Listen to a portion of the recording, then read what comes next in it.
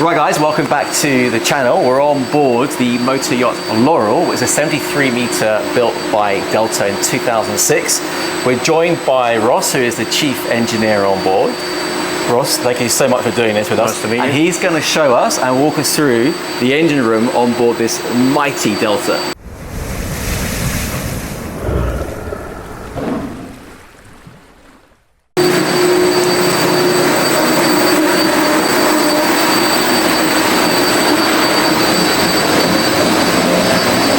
Right. So basically we have a generator room.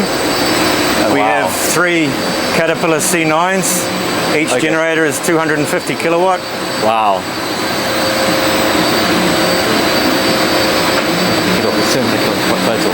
So when you're running all the systems on board, can you happily run with one, or it must run a minimum of 2? No. We'd spend probably, if we had with just crew on board, or if we're repositioning, we happily run on 1. Okay. If we have guests on board with 2 galleys going and the laundry, we'd probably spend about 6 hours a day on 2. Right. Okay. But otherwise, overnight it would drop down to 1, and it does it all automatically. Okay. And when you're coming in out of port using thrusters and whatnot, are you still only running 2? No, we have 3 for thrusters. It requires 2 to have the thrusters working, because we have a 250 kilowatt bow thruster. Okay, right. And a 175 kilowatt stern thruster. Oh, you got a stern thruster. We have a stern thruster as well. Okay. So for safety reasons, coming in and out of port or in constricted waterways, we'll run 3. All 3. Okay, and these are also powering the stabilizers? Yes. Yeah, yes. Okay. All right, great. Okay. Are you in the market for a reliable VPN to keep you safe? Look no further than NordVPN. With its easy to use one-click connect feature or auto connect for even quicker protection, you can trust NordVPN to keep you safe. And with over 5,400 servers in 60 countries, you can find a server that works best for your location and needs. NordVPN is also confirmed to be the fastest VPN available, so you won't have to sacrifice speed for security. Plus, with support for all major platforms including Windows, Android, iOS, macOS, you can use NordVPN on all your devices. Its advanced anti-malware feature, threat protection, not only protects your devices, but also keeps you safe from intrusive ads, web trackers, and malicious URLs. Don't miss out on the NordVPN 2-year deal plan, plus an extra gift. Just go to my link, nordvpn.com/SYC. Try it risk-free now for 30-day money-back guarantee, stay protected, and enjoy all your favorite content with NordVPN.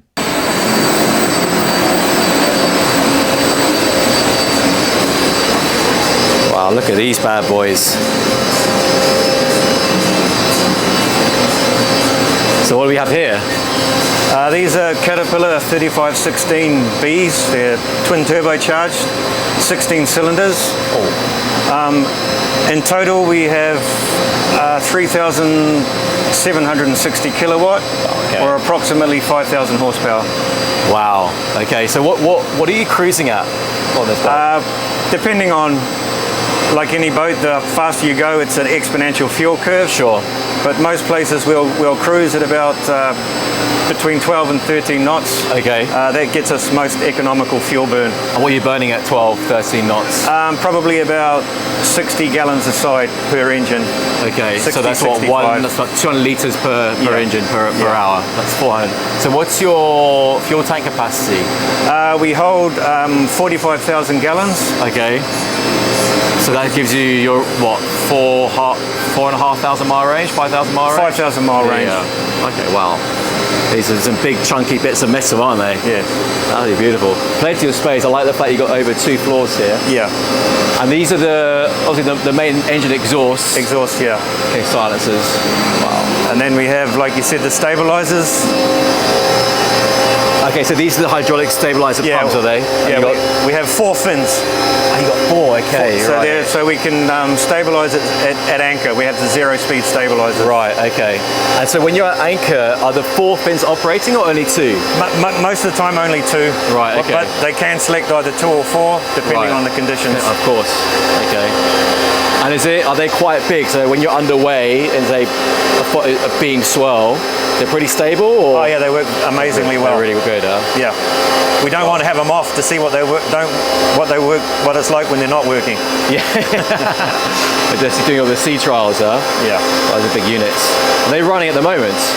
Just because there's quite a bit of bad weather out there. Okay. With this morning we were getting a little bit of thing. Bit of a roll. The captain just put on the forward ones at a very low amplitude. Yeah. And you can feel it. It's not moving. It actually has made quite a difference. Yeah. Okay, great. Fantastic. So what we got through here? Basically this is our fuel manifold for all our 10 fuel tanks. What? Oh, so you got 10 tanks, huh? Yeah. And then we have 2 fuel purifiers. We only ever need one. It was built with a backup. Okay, that's great. It's like a redundancy. Yeah, most pumps and everything on this boat will have a backup redundancy. Okay. And this is Alpha Laval? Yes. Yeah, yes. okay. Okay, great. And then basically just... What are these units here? These are transformers, just to cut down interference. Okay. For our air conditioning and lighting. Shore power transformers? No, shore power's up there. Okay. Yeah. But these are transformers for... Just stopping harmonics. Right, okay.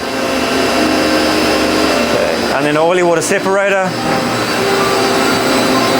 Oh, that's the 15 parts per million, is that right? That's correct, yeah. Yeah, I remember that old chestnut. And then our air tanks and our water makers. So your water makers, oh, look at these membranes, wow, okay. Jeez. So what are you producing on these bad boys? Each one will roughly make about 12.5 litres a minute. 12.5 litres a minute, okay. And they're completely independent. So it's independent pumps, you've got 2 automakers, right? They're together, but they're 2 completely separate units. Okay, great. They just put them together on one skid. And what have you got under here? That's a pocket where our aft stabilizer fins are. Oh, so it's like a cofferdam. Yeah, so if the stabilizer was to get punched through the hull, it would self-contain. Okay. And wouldn't flood the So this is structural. Yes. This forms part of the hull, right? Okay. That's a watertight hatch where we get in. That's the inspection hatch for when you want to do like servicing or repairs, that kind of stuff. And then in this box? Just spares. Okay, all your spare parts. Yeah. Oh, great. Your fire suppression system on board, is that a high fog? Okay, yes. so really good. And the good thing on the engine room is we have separate high fog lines for the engine room. Plus we also have ones separately for the bilge. So if we were to have a bilge fire, we could just activate the bilges and keep the engine room intact. Wow. And the gearboxes, so they're just Caterpillar gearboxes? No, they're ZF. They're ZF, okay. Wow, great. So you're commercial on this boat, so you run like full plan maintenance systems? Yes, yes. We run as a commercial ship. Yeah, okay. Yep. All right, so you're the chief engineer. Yes. How many engineers do you have on board with you? We have a second engineer, third engineer, who does also our ETO. Okay, yep. And then we have what we call an engineer deckhand. Deck engineer, yeah. When we have a charter or guests on, he goes outside. Right. The rest of the time he's with us. Okay. So most of the time we run with 4 engineers. Wow. Yeah, you can see why, huh? And what's all this stuff here? The big. That's a silver ion and charcoal filter for just the water filtration. The fresh water filtration. Yeah. Okay. And then behind we have 2 hot water tanks. Yeah. Boilers. Are these your main boilers for the whole? They're electric. It just does hot water. Okay, gotcha. Yeah. Because it's unusual on this boat. The outside when they wash down, they actually have cold and hot water taps. Really? Yeah. We had on my last boat as well. We actually got my current boat now, anyway. So, yeah. Okay, is that for like the polar regions? So you got to melt off ice? No, they love it because it just cleans. Hot water cleans better. Yeah, degreasing and stuff, I guess. Yeah. Oh wow. These must suck some power. They're 30 kilowatt each. Okay. Yeah. Yeah. That's a lot of power. Again, when we have guests on, we run 2. When we don't have guests on, we just run one month on month, so we have redundancy. So how do they have like resistors inside that you're going to need to replace annually type stuff? It's like the same as a home boiler? It's a home boiler, just has bigger elements. So the elements, for east access, for servicing. Just have a couple of elements, so it'll call for one, and then if it gets too cold, it calls another one, and so forth. And then you have a hot water circulation pumps as well? Yes, we can see those. We have 2 of them, one behind where all those buttons are, one up top. So it'll circulate the hot water constantly to make it easier, so you don't have, when you turn your shower on, it's not cold. Immediate hot water. Yeah. Okay. That's just basically Battery our chargers? Start, yeah, we have our main engine start batteries in here. In here, just here? So big batteries. So yeah, so easy access. So that's for both port and starboard. Port and starboard, well, that's port, that's starboard. Wow. And then these are the chargers.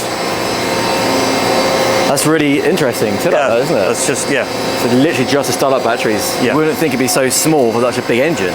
Yeah, but it's all that's needed. Yeah, great.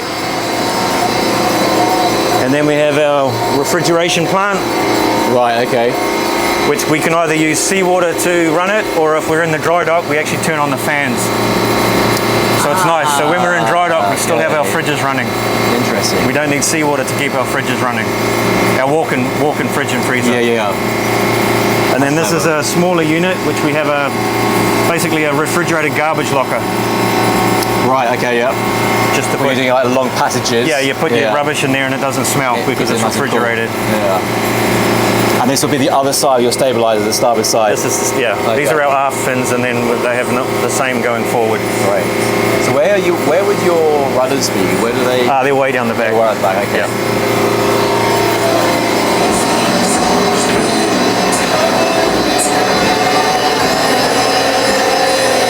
And then basically this is our 4 air conditioning compressors. Oh wow.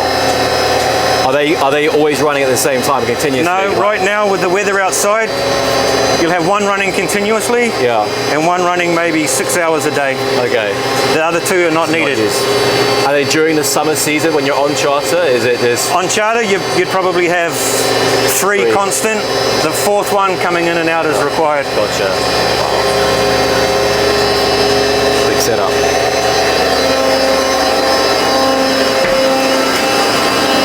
And then our fire pump and our bilge pump, and our bilge manifold. Right, okay. So these are all pickup points along the and they the can keel either of be the vessel. operated by buttons, by hand, or by the computer screen. Okay, and so basically you can see, let's say you got water in one of the bilges, you can see where it is. Yeah, I'll get an alarm. I can go on that screen, change it, start and stop, and everything from that screen. I don't even need to be here.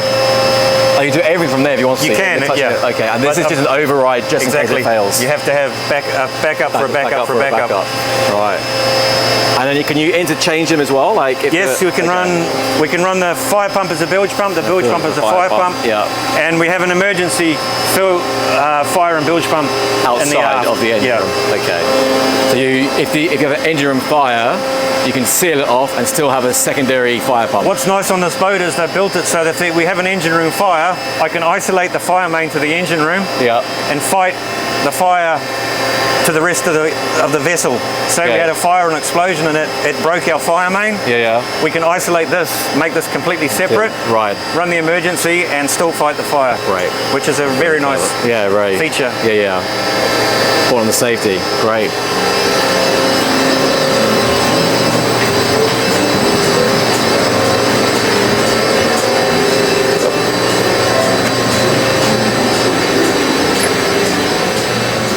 Nice.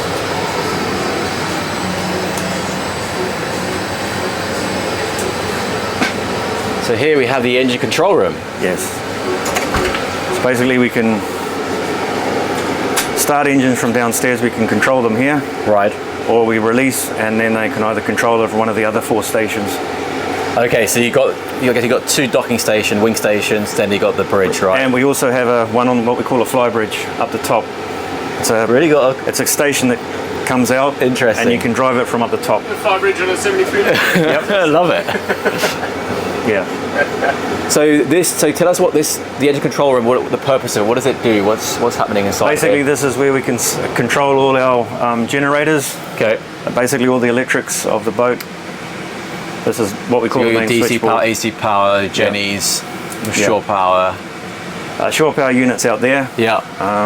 Which is about 18 months old. We replaced it. Right. Okay. The latest shore power unit. What's the brand of that? Is that like one of those? It's called a Magnus. Magnus. Okay.